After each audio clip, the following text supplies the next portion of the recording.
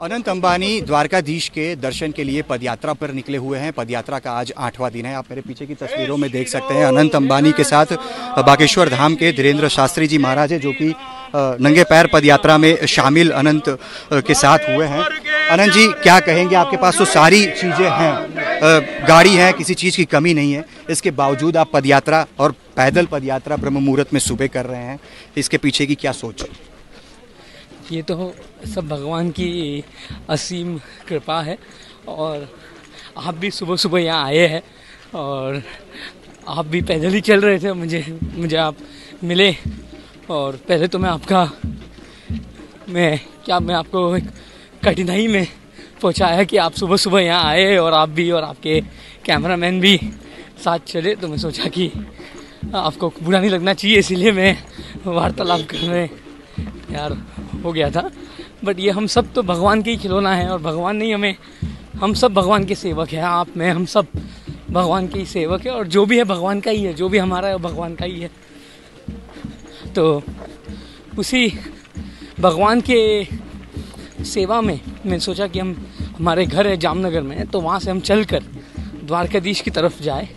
और ये भगवान का ही शक्ति है और भगवान का ही दिया हुआ सब कुछ है, तो बस उनकी माथा टेकना है, उनके ही तक पर जाके माथा टेकना है और द्वारकाधीश का आशीर्वाद लेना है। अच्छा, खास करके हम देख रहे हैं जब आप पदयात्रा कर रहे हैं, आसपास में बहुत सारे लोग आपका स्वागत करने के लिए, भगवान की तस्वीरों के साथ आपसे मिलने के लिए यहाँ पे दिखाई पड़ रहे हैं। जो लोग आपके साथ चल रहे हैं कह रहे हैं कि आपके अंदर धीरूभाई अंबानी, जो कि आपके दादा हैं, उनकी झलक भी दिख रही है। ये तो आपने बहुत बड़ी बात कर ली। और मैं मेरे दादाजी का और दादी जी, नाना नानी जी और माता पिता का आशीर्वाद से ही चलता हूँ। और अगर मैं उनके 2% तक भी पहुँचूँ तो ये बहुत बड़ी बात है। धीरूभाई का तो मैं कभी भी धीरूभाई जितना बड़ा या धीरूभाई जितना सफल नहीं बन सकता।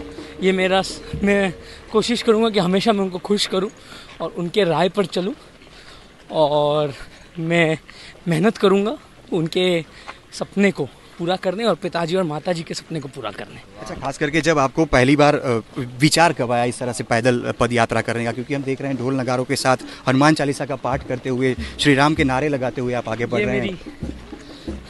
ये आज 7वां दिन है, 7 दिन से चल रहे हैं। और ऐसे ही जैसे आपको मैंने कहा, मुझे भगवान के दर्शन पाना था और सोचा कि मुझे सपना में आया कि मुझे चलकर श्री द्वारकाधीश राजधिराज के पास अपना माथ लगाना है, उनके पाँवों में, उनके चरणों में अपना माथ लगाना है। तो मैंने एक सोच अपना ली और शुरू कर लिया और आज हम यहाँ पहुँचे। और मैं सब लोग का आभार करता हूँ। मुझे पता नहीं था कि इतने लोग साथ में जुड़ेंगे और आएंगे, और मैंने उनका बहुत बहुत आभार मानता हूँ।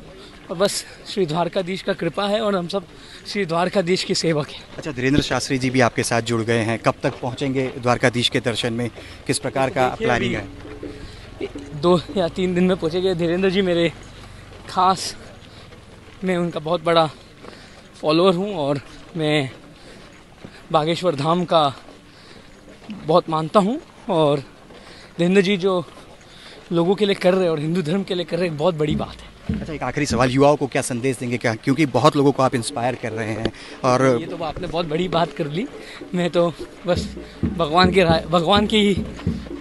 का दिया हुआ सब कुछ है हम सबको, और हमें बस भगवान से मांगने से ज़्यादा भगवान जो देता है उससे खुश रहना चाहिए और भगवान के प्रति प्रेम रखना चाहिए। और भगवान के प्रति हम सबको प्रेम रखकर और भगवान के चरणों में माथा टेक कर भगवान से हमेशा शुक्रिया अदा करना चाहते हैं। तो आप देख पा रहे हैं उस तरह से अनंत अंबानी अपने कई साथियों के साथ इस पदयात्रा पर निकले हुए हैं। इस पदयात्रा का आज 8वां दिन है और आने वाले 2 से 3 दिन यानी कि लगभग 6 तारीख तक वो द्वारका पहुंचेंगे और द्वारकाधीश के सामने अपना माथा टेकेंगे। और जिस प्रकार से वो कह रहे हैं कि उनको भगवान का एक आशीर्वाद मिला, एक बुलावा आया और वो फिलहाल चल पड़े हैं।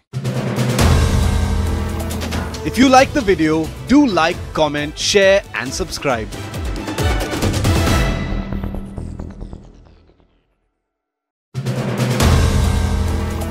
If you like the video, do like, comment, share and subscribe.